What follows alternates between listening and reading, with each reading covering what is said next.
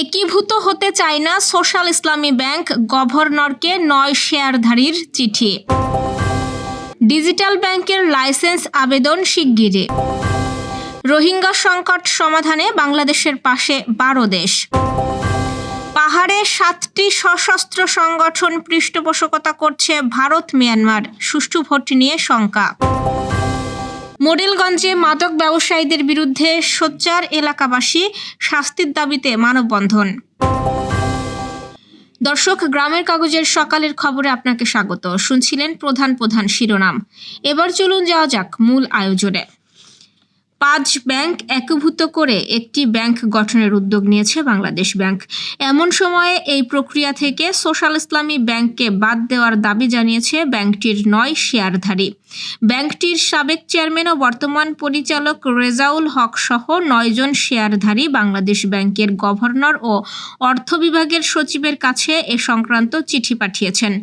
একীভূতকরণ প্রক্রিয়ায় থাকা ব্যাংকগুলো হলো ফার্স্ট সিকিউরিটি ইসলামী ব্যাংক, ইউনিয়ন ব্যাংক, গ্লোবাল ইসলামী ব্যাংক, সোশ্যাল ইসলামী ব্যাংক ও এক্সিম ব্যাংক।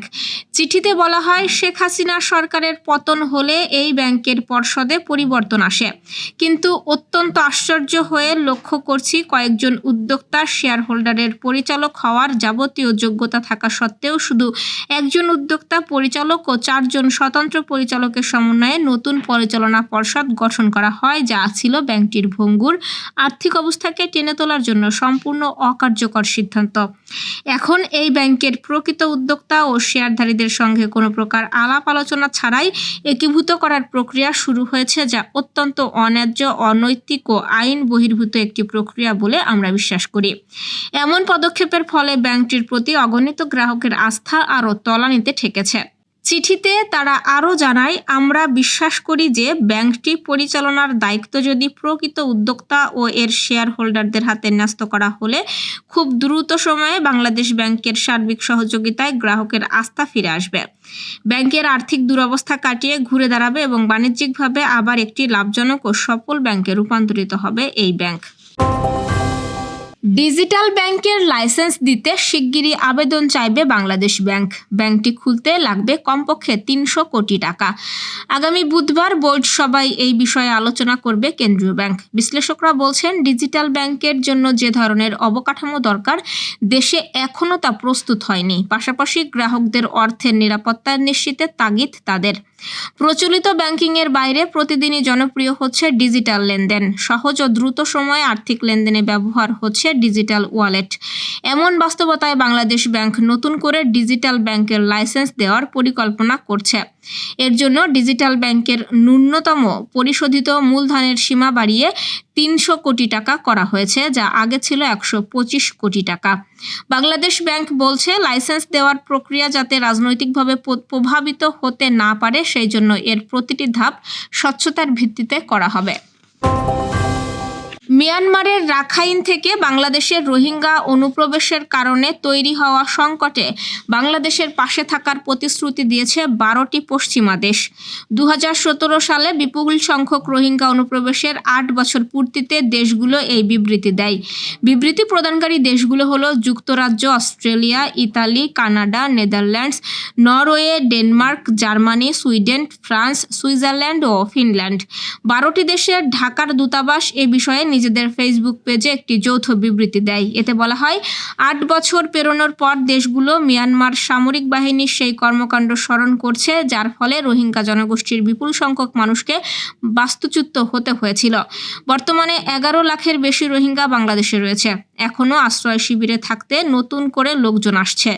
বিবৃতিতে দীর্ঘদিন ধরে কঠিন বাস্তবতা ও বাস্তুচ্যুত সহ্য করা এবং রাখাইনে অবনতিশীল নিরাপত্তা ও মানবিক পরিস্থিতিতে দৃঢ়তা দেখানোর জন্য রোহিঙ্গাদের সহনশীলতার দেশগুলো সাধুবাদ জানায়।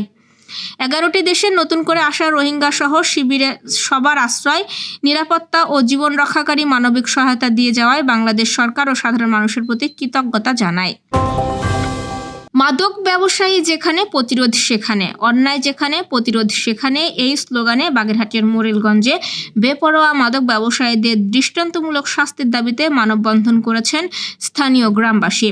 আমাদের প্রতিনিধি গণেশ পাল জানিয়েছেন, সোমবার বিকেলে উপজেলা পরিষদ ভবন চত্বরে অন্যায়ের বিরুদ্ধে প্রতিবাদ কমিটির ব্যানারে মানববন্ধন অনুষ্ঠিত হয়েছে।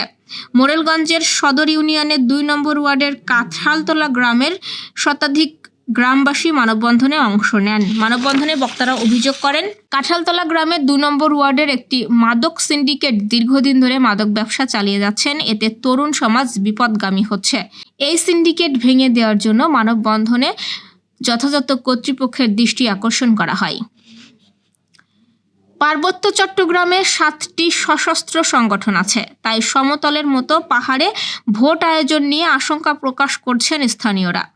সোমবার নির্বাচন ভবনে আয়োজিত সংসদীয় আসনের শুনানিতে এসে এমন আশঙ্কার কথা জানায় পার্বত্য চট্টগ্রামের নাগরিক সমাজের প্রতিনিধি শিক্ষার্থী পাইশিখই মারমা। তিনি বলেন, সামনে যে নির্বাচন আসছে, নির্বাচন কমিশন সমতলে যেভাবে নির্বাচন ব্যবস্থা করতে পারবে, ঠিক পার্বত্য চট্টগ্রামে সমতলের মতো নির্বাচন ব্যবস্থা করতে পারবে কিনা সন্দেহ আছে। কারণ পার্বত্য চট্টগ্রাম বর্তমানে 7টি সশস্ত্র সংগঠন আছে।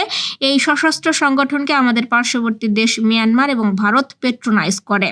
পাইশিখই মারমা বলেন, পার্বত্য চট্টগ্রামের উন্নয়নের জন্য জনপ্রতিনিধি বাড়ানো দরকার। আমরা 3টি আসন থেকে 8টি আসন করার দাবি জানাচ্ছি। সমতলের মানুষ যে সুযোগ সুবিধা পায়, পার্বত্য অঞ্চলের মানুষ তা পায় না।